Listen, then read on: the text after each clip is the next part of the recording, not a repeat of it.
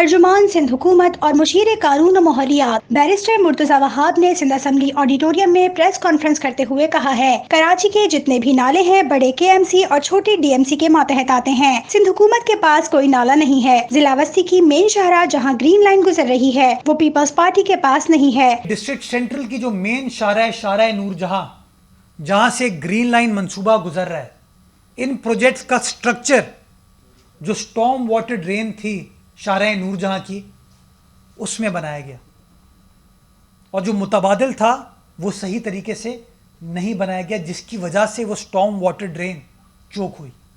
D M C central جو کہ Pakistan Peoples party کے کنٹرول میں نہیں ہے، ریحان ہاشمی صاحب جو کہ ڈی ایم سی سینٹرل کے چیئرمین ہیں، متحدہ قومی موومنٹ سے ان کا تعلق ہے، ان کے ادارے نے بارہا ایس آئی ڈی سی کی انتظامیہ کو کہا کہ آپ لوگ غلط طریقے سے یہ تعمیرات کر رہے ہیں، لیٹرز لکھے جس میں ان کو بتا رہے ہیں کہ آپ ہم سے کوآرڈینیشن نہیں کر رہے، غلط کنسٹرکشن کر رہے ہیں جس کا نقصان ہوگا ہم سب کو۔ لیکن چونکہ یہ لوگ کسی کی بات سننے پر بلیو نہیں کرتے، اور یہ بات پیپلز پارٹی سندھ حکومت نہیں کہہ رہی ہے، یہ متحدہ قومی موومنٹ کا ڈی ایم سی چیئرمین کہہ رہا ہے جو کہ ان کا اپنا حلیف ہے، لیکن انہوں نے بات ان کی نہیں سنی۔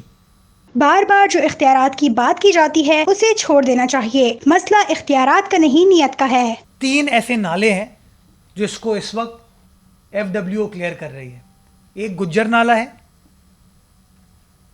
ایک کورنگی میں سی بی ایم کا نالہ ہے، اور تیسرا شارع فیصل کا نالہ ہے۔ 2 اس میں کنٹونمنٹ ایریاز میں آتے ہیں تو اس لیے زیادہ آسان تھا کہ جی آپ کر لیں وہ، اور ایک گجر نالہ ہے۔ ان تینوں کی ذمہ داری ہم نے ان کو دے دی کہ ٹھیک ہے جی آپ ہمارا ہاتھ بٹائیں تاکہ اس مشکل وقت میں ہم کوآرڈینیٹ کر سکیں، چیزوں کو ریزالو کر سکیں۔ نالے صاف کرنا کس کی ذمہ داری ہے؟ Under the law local government کی، کے ایم سی کی۔ بڑے نالے کے ایم سی، چھوٹے نالے ڈی ایم سی، کیوں نہیں کر پائے؟ میں سمجھتا ہوں یہ بار بار جو اختیارات کے حوالے سے بات کی جاتی ہے نا، اس کو آپ چھوڑ دیجئے۔ آپ اختیارات ایشو نہیں ہے، ڈیلیورنس ایشو ہے، نیت ایشو ہے۔ جو مدد مانگیں مدد کرنے کو تیار ہے، لیکن یہ جو بار بار میں سمجھتا ہوں اختیارات کی بات کی جاتی ہے، اختیارات مسئلہ نہیں ہے، مسئلہ در حقیقت نیت ہے۔ خان صاحب نے کہا تھا خودکشی کر لوں گا، آئی ایم ایف کے پاس نہیں جاؤں گا۔ آئی ایم ایف کے پاس بھی گئے، کشکول بھی اٹھایا، لیکن خودکشی نہیں کی۔ آپ کی حکومت مافیاز چلاتے ہیں، اور جب مافیاز حکومت چلاتے ہیں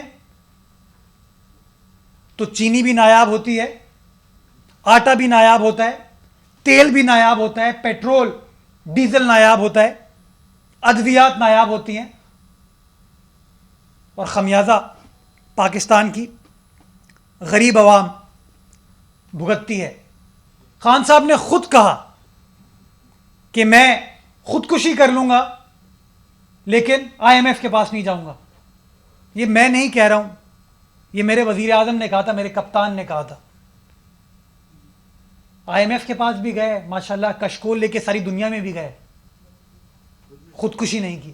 مبارکباد دی گئی کہ ٹیکس محصولات کا ٹارگٹ پورا کر لیا ہے، یہ نہیں بتاتے کہ اس میں 1.25 ارب روپے کم تھا۔ وفاق جتنا زیادہ محصولات میں اضافہ کرے گا اس کا فائدہ صوبائی حکومت اور عوام کو ہوگا۔ ای سی سی نے ایک بار پھر شوگر کو امپورٹ کرنے کا فیصلہ کیا ہے۔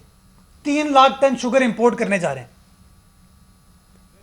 پھر امپورٹ کر رہے ہیں۔ پہلے جب چینی آپ کے پاس موجود ہے تو بحران کریٹ کرنے کے لیے چینی کو پاکستان سے باہر نکال دیتے ہیں تاکہ چینی شارٹ ہو اور غریب آدمی کا استحصال کر سکے، مافیاز اربوں روپے کما سکیں۔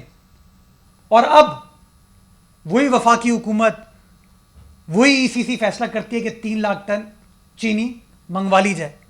جب مجھے پتا چلا یا حکومت کو پتا چلا کہ بھائی انہوں نے تو اپنے ٹیکس کلیکشن ٹارگٹ کو نہ صرف اچیو کیا ہے بلکہ 22% اس میں اضافہ کیا ہے، تو مجھے یہ امید ہوئی کہ شاید 2 سال میں پہلی بار این ایف سی کی مد میں جو سندھ کو پیسے ملنے تھے شاید وہ پیسے پورے ملے ہوں گے۔